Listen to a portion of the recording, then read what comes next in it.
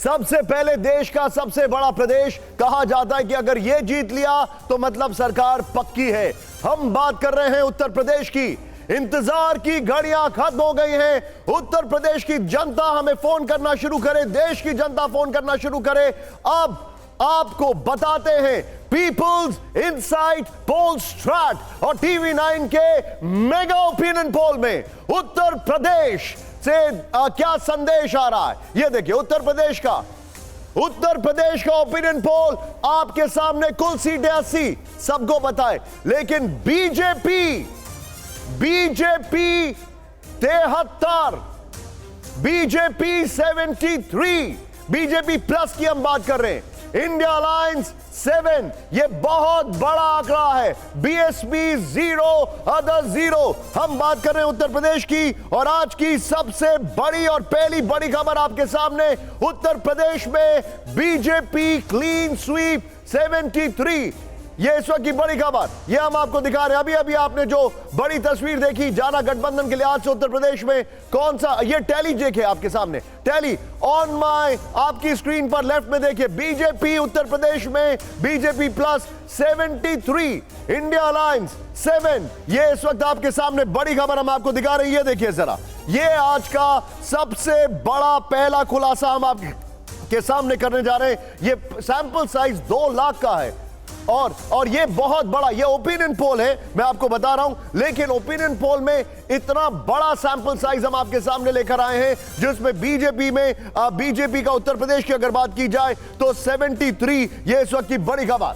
जी हाँ, देखिए तो हम आपको लगातार ये बता रहे हैं कि ये टैली बदलती रहेगी। उत्तर प्रदेश के आंकड़े बता दिए हैं निशांत ने, 73 बीजेपी के लिए, और गठबंधन में किस पार्टी को कितनी सीट मिल रही है वो भी हम आपको बता रहे हैं। समाजवादी पार्टी को 6 सीट मिल रही है, हालांकि गठबंधन में कांग्रेस पार्टी के साथ है, लेकिन कांग्रेस पार्टी को 1 सीट मिल रही है। गठबंधन को 7 सीटें मिल रही हैं उत्तर प्रदेश में सिर्फ। और पिछली बार की तुलना में देखिए कहां पहुंच चुके हैं। 15 सीटें महागठबंधन को मिली थी, तब समाजवादी पार्टी के साथ बीएसपी थी, लेकिन अब समाजवादी और कांग्रेस साथ में है। 6 समाजवादी पार्टी को, 1 कांग्रेस पार्टी को। यह भी लगातार देखिए आप उत्तर प्रदेश का अगर आंकड़ा देख रहे हैं बदल रहा है। लेकिन हम आपको एक बार फिर से याद दिला दें, आप हमें कॉल कर सकते हैं। आपकी सीट पर क्या है आंकड़ा वो हम आपको बताएंगे, वहां कौन आगे है कौन पीछे ये बताएंगे। देखिए ये तस्वीर देखिए उत्तर प्रदेश की कुल 80 सीटों की तस्वीर, जहां पर बीजेपी के खाते में 73 सीटें जाएंगी, कांग्रेस पार्टी के खाते में 1 और समाजवादी पार्टी के खाते में 6 सीटें जा रही हैं।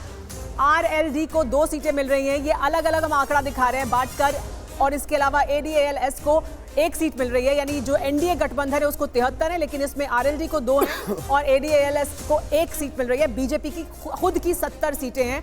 कांग्रेस और समाजवादी पार्टी को मिलाकर 6 सीटें, लेकिन कांग्रेस पार्टी को फिर 1 ही सीट मिलती हुई दिखाई दे रही है। पिछली बार भी 1 ही सीट मिली थी, इस बार वहां से सोनिया गांधी भी चुनावी मैदान में नहीं होंगी। लेकिन उत्तर प्रदेश की 80 लोकसभा सीटों की ये तस्वीर, बड़ी तस्वीर, जिसमें हर पार्टी के खाते में कितनी सीटें जा रही हैं वो भी आप देख रहे हैं। अब 80 सीटों का हाल बिग बॉल पे हम दिखाने जा रहे हैं। आइए जरा 80 सीटों का हाल बिग बॉल पर दिखाइए जरा हमारे दर्शकों को। ये देखिए जरा ओपिनियन पोल। अब ये देखिए, अभी हम बात कर रहे हैं, ये देखिए अब यहां से गिनना शुरू करिए सुमेरा, आप वहां से वन आफ्टर द अनदर। यहां से मैं शुरू करता हूं। Meerut BJP, Firozabad BJP, Sitapur BJP, Farrukhabad BJP, Kaushambi BJP, Domariyaganj BJP, Ghosi SP, Robertsganj SP. Sumera जी हाँ, देखिए यहां पर मैनपुरी एक बार फिर समाजवादी पार्टी के पास जा रही है, लेकिन सहारनपुर की सीट बीजेपी के पास जा रही है। बागपत आरएलडी जीत रही है। इसके अलावा देखिए सब जगह सिर्फ बीजेपी दिखाई दे रही है। संत कबीर नगर में समाजवादी पार्टी है, कन्नौज में समाजवादी पार्टी है, और ये कांग्रेस पार्टी की 1 सीट कहीं पर होगी। देखिए रायबरेली, यही एक बार फिर कांग्रेस पार्टी को मिलती हुई फिलहाल दिखाई दे रही है, लेकिन अभी इसको लेकर भी तस्वीर साफ नहीं है। यहां से गांधी परिवार का कोई उम्मीदवार उतरेगा या नहीं उतरेगा, क्या उसके बावजूद ये सीट कांग्रेस पार्टी के खाते में जाएगी या नहीं, ये भी जानने की कोशिश करेंगे। लेकिन यही 1 सीट है जो कांग्रेस पार्टी को मिल रही है, बाकी सब मेरा बीजेपी अमेठी की अगर बात की जाए तो BJP, Mathura BJP, Rampur BJP. मैं आपको ये बहुत इंपॉर्टेंट है, रामपुर बीजेपी के खाते और एक कोई ब्रेकिंग न्यूज नहीं है, वाराणसी तो बीजेपी है ही, यहां पर वो हमारे लिए कोई ब्रेकिंग न्यूज नहीं है। लेकिन आगे देखिए, अब आगरा बीजेपी, एसपी को लालगंज भी जा रहा है, ये भी यहां पर दिखाई दे रहा है। और अब जो हमारे पास जो जानकारी आ रही है, ये देखिए प्रतापगढ़, फतेहपुर सीकरी, अमरोहा बीजेपी। और ये हमारे पास एक अभी आपके सामने हम आपको बता रहे हैं, वोट परसेंटेज, अब जरा यह देखना जरूरी है वोट परसेंटेज क्या है।